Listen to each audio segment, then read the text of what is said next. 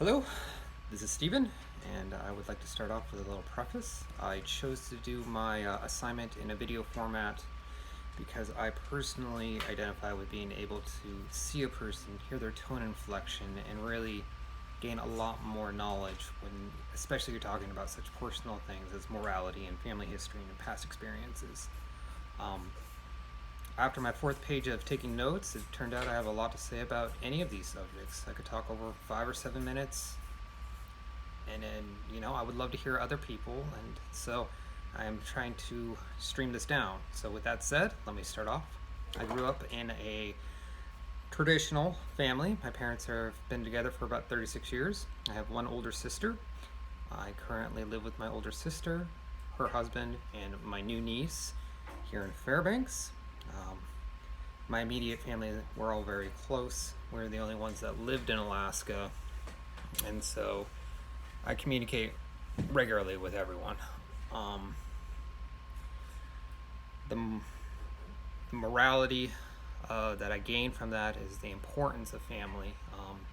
I'm a strong believer as family is what you make of it, not necessarily the genetic traits you share with people. And so there are people that I would constitute as my family that have no, you know, genetic history with me, but my mother's side all grew up within 10 miles of my grandmother. They're Jewish. It's a stereotypical matriarchal kind of family. So came back every year, and it was pretty interesting. My grandmother was very important to that entire family. My father was much more dispersed, less interconnected, and I really only connected with my father's side more so as an adult. Um, my family morality really is shaped by the fact that there was very little strong pushing for me to feel one way or the other. Both my parents let me kind of develop my own morals at my own pace and what is right and wrong, and I have broached them with several subjects that really catch them off guard, and I don't think they really faced it. Um, but I really appreciate that me and my sister were raised no differently. The encouragement, love, attention, and you know, motivation to do things was just really good. Uh, a strong ethical value that my parents gave to me is work ethics. My father and mother both have been hard workers. Not sure if, as hard as they worked, they'd really have the material resources or what have you, but they always said that if you're not happy doing the job, you should do the job as best you can and find something else. And I've worked a wide spectrum, everything from substitute teacher to ditch digger to I worked in geology in Africa to this last summer I did some commercial fishing. It's a major part of actually shaping who I am through the people I've met.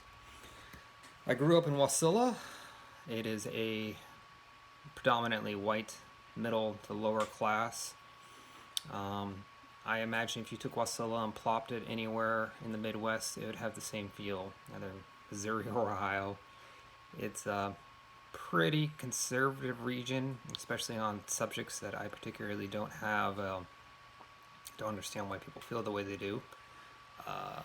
My family, my mother is a pretty hardcore Democrat, and my grandmother ran for office in Colorado, and that's kind of the stereotypical Democrat kind of ideals.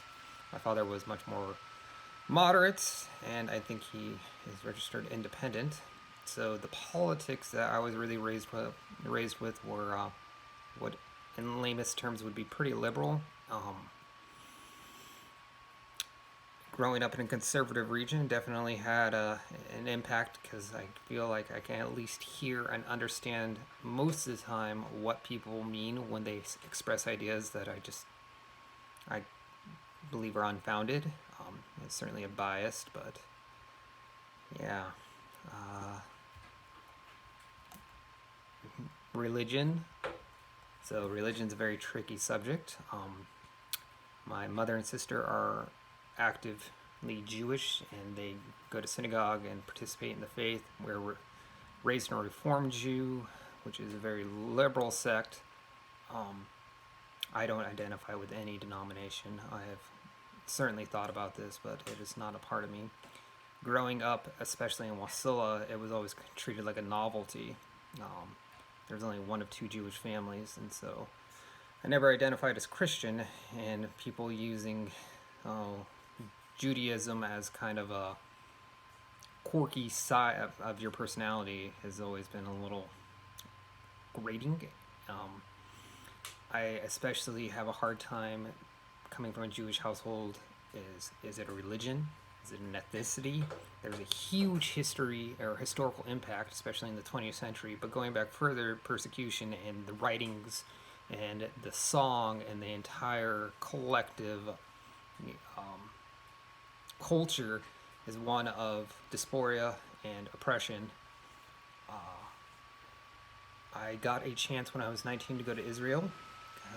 It was a free trip, and I didn't want to turn it down. I was very pro-Israeli. I went with a bunch of other college students. I gained most from that experience from seeing the history, talking to Israelis, and the Holocaust Museum. I had no sudden insight of religious theology, but seeing the human element to it all made it much more personal.